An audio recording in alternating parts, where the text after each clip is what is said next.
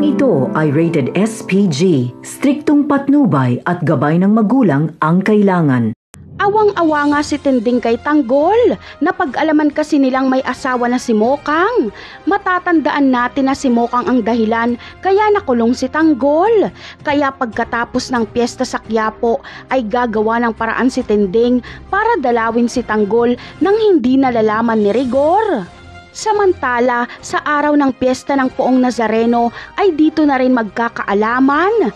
Dito na kasi magkakaharap-harap si Ramon Mokang at Tanggol. Awang-awa si Ramon kay Tanggol kapag malaman niya ang mga pinagdaanan nito.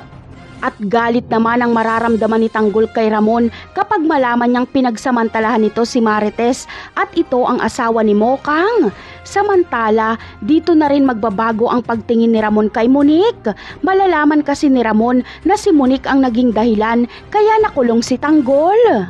Unti-unting lalayo ang loob ni Ramon kay Monique hanggang sa maghiwalay sila. Itutuon ni Ramon ang kanyang atensyon sa pag-ayos ng relasyon nila ni Tanggol bilang mag-ama. Lagi niyang dadalawin si Tanggol.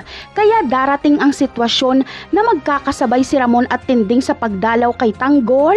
Napakarami pa nating dapat abangan sa mga susunod na episode ng Batang Quiapo. Paalam!